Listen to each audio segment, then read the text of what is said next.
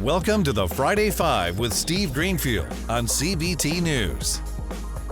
Welcome to this week's Friday Five, where we recap the last week's automotive technology deals.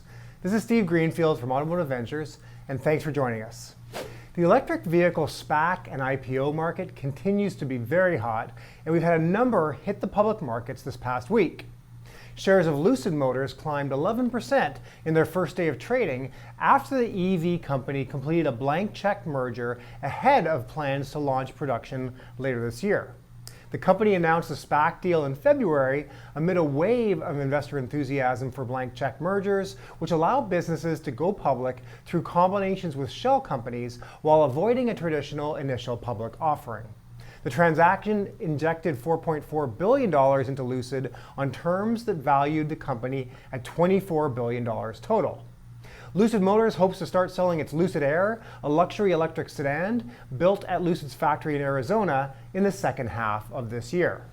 Electric vehicle maker Faraday Future debuted on the Nasdaq on Thursday of last week. The California-based EV startup has no product offerings yet and plans to produce a limited edition $180,000 EV in the next 12 months. Chinese entrepreneur Jia Yuting, who filed for bankruptcy back in 2019, founded Faraday in 2014 and now serves as its chief product and chief user officer. REE Automotive completed its merger with 10x Capital Venture Acquisition Corp. REE's Class A ordinary shares and warrants started trading last Friday on Nasdaq. REE has developed a modular, fully flat skateboard chassis with more room for passengers, cargo, and batteries that will be highly adaptable to customers. Platforms using REE can fit any vehicle size and design, power source, and driving mode, enabling REE to target a $700 billion total addressable market and help OEMs, delivery fleets, mobility as a service providers, and new mobility players get to market faster at a fraction of the costs. In other SPAC news this week, vehicle protection plan provider Olive.com and its affiliate PayLink Direct have agreed to go public in a deal with Franklin McLarty's MDH Acquisition Corp. that will give the combined business a valuation of about $960 million, including debt.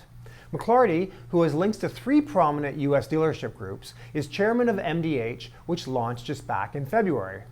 Olive.com sells extended vehicle warranties online to replace manufacturer guarantees once they expire. RIVIAN has closed a $2.5 billion private funding round led by Amazon's Climate Pledge Fund, D1 Capital Partners, Ford Motor Company, and funds and accounts advised by T. Rowe Price. Third Point, Fidelity Investments, Dragoneer Investment Group, and Coatue Management also participated in that round. Rivian has raised roughly $10.5 billion to date. The company did not share a post-money valuation. The EV maker, which now employs 7,000 employees and is prepared to deliver its R1T pickup truck in September, last raised funds just back in January. That round brought in $2.65 billion, which pushed Rivian's valuation to $27.6 billion total. Rivian recently announced a decision to delay deliveries of its R1T truck and R1S SUV from the summer to the September due to delays in production caused by cascading impacts of the pandemic, particularly the ongoing global shortage of semiconductor chips. Canadian auto supplier MAGNA International will buy Swedish rival VEONEER for about $3.8 billion in cash in a deal that would help expand its driver assistant technologies business. Stockholm-based VEONEER, which spun off from longtime safety equipment supplier Autoliv back in 2018, will be combined with MAGNA's existing advanced driver assistance system business. MAGNA ranks number 4 on the Automotive News list of the top 100 global suppliers, with worldwide sales to automakers of $32.6 billion back in 2020. Relay Payments, an Atlanta financial technology startup for logistics, is raising a $60 million round of financing. The startup provides instant electronic payments for the trucking industry, allowing for a similar experience as Venmo or PayPal. The electronic platform became more attractive in the trucking industry, strained by demand and safety concerns over the past year and a half. Electric scooter operator SUPERPEDESTRIAN has acquired NAVMATIC, a startup that helps micromobility operators locate vehicles and correct their movements in real time. The companies did not reveal the details of the acquisition, which was finalized last month. Those close to the deal say the number is not far off from NAVMATIC's last funding round, which was $4 million raised in seed funding last June. The NAVMATIC purchase means SUPERPEDESTRIAN can apply the startup's SuperFusion technology to enhance its vehicle safety systems. Pedestrian Defense, as the new system is called, can detect unsafe riding behaviors like riding the wrong way down a one-way street, aggressively swerving, sidewalk riding, or repeated hard braking, and either notify the rider or correct the rider's behavior in real time by slowing or stopping the scooter. Riders receive a safety rating at the end of the ride that is used to deliver customized safety training to incentivize good behavior via discounts or to blacklist chronically unsafe riders.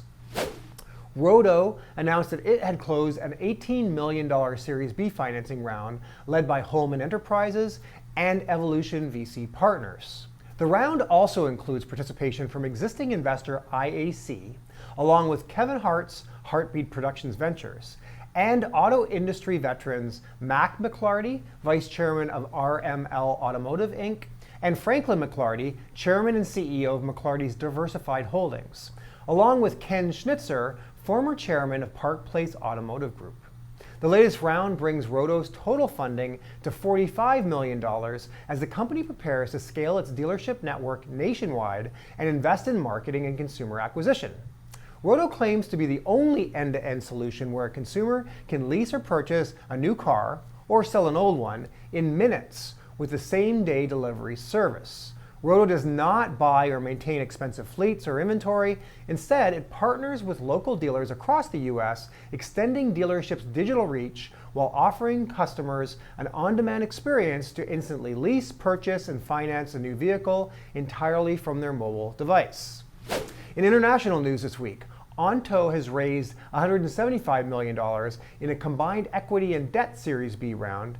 Capital, the UK-based electric vehicle subscription startup, plans to use to expand within the country as well as move into new markets. This latest round brings Onto's total funding to $245 million. Swedish VC Alfvén and Didrikson is leading the round on the equity raise, and British investment company Pollen Street Capital is providing a senior secured asset-backed debt facility. The car-as-a-service company is finding that sweet spot between society's growing adoration for subscription services and EV adoption driven by legislation. The UK, like many other countries, is banning internal combustion engine new car sales by 2030, so more people are looking for ways to make the switch to electric. TRADEX, the global cross-border B2B vehicle trading platform, announced a 44 million Canadian dollar or $35 million US dollar equity investment from Toronto-based holding company AMIA Inc. TRADEX may issue an additional $10 million US of convertible preferred shares to other strategic investors in a subsequent holding no later than August 6th. This would be meant for TRADEX to hit its target round size of $45 million US. TRADEX plans to use the investment for strategic acquisitions and for expanding its platform to dealers, fleet, rental, and mobility solutions. The company also intends on using it to expand its solution to importers and exporters throughout North America, Europe, Asia, Africa, and the Middle East. TRADEX completed this new funding round at a pre-money valuation of 314 million Canadian dollars, or an equivalent of 250 million US dollars. Chinese driverless car startup WeRide.ai has made its first acquisition, autonomous trucking company MoonX.ai, as it looks to commercialize self-driving technology. The transaction details were not disclosed. More than 50 engineers from MoonX.ai will join WeRide. WeRide's acquisition highlights the rapid push to commercialize driverless technology in China as competition intensifies. The company's rivals include other startups like Pony.ai and AutoX, both based in South China, as well as technology giant Baidu. VENTI Technologies, who is developing self-driving cargo trucks for the Singapore seaport, raised $8 million in a funding round led by LDV Research Partners and Alpha JWC Ventures. Self-driving cars are still years away from being practical, so autonomous vehicle startup VENTI Technologies isn't waiting around. VENTI, based in Boston, is targeting the far less glamorous market for yard trucks, the tugboat-like vehicles that shuffle cargo inside seaports, rail yards, and factories. Brazil's fleet management startup Cobly announced a $35 million Series B round led by SoftBank and Qualcomm Ventures. The round also included funds NXTP Ventures, Fifth Wall, and Valor Capital Group, which were already investors in the company. The startup proposes to explore vehicle data to improve, for example, insurance pricing. Just as for individuals, in Brazil, insurance for company fleets takes into account socioeconomic data such as gender, location, and age of the driver for product pricing. So let's transition to our companies to watch. Every week we highlight interesting companies in the automotive technology space to keep an eye on. If you read my monthly industry intel report, I showcase a few companies each month, and we take the opportunity here on the Friday Five to share some of those companies each week with you. Today our company to watch is Quantum5. Quantum5 helps dealers to digitally transform the automotive buying experience by shifting to a lifetime value model versus the transactional model of the past. Using a social advocacy learning platform, Quantum5 delivers training on the key people skills and behavioral tactics needed to succeed in today's increasingly digital world.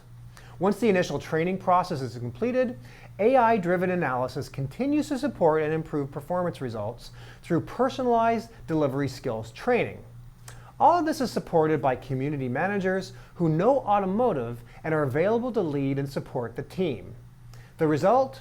An advocacy program that builds lifetime value for customers and enables dealership staff to learn how they live. So that's your weekly Friday Five, a quick wrap up of the big deals in the automotive technology space over the past week. If you're an early stage automotive technology entrepreneur looking to raise money, or an entrepreneur who is trying to decide whether and when they should raise money or sell their business, I'd love to speak with you.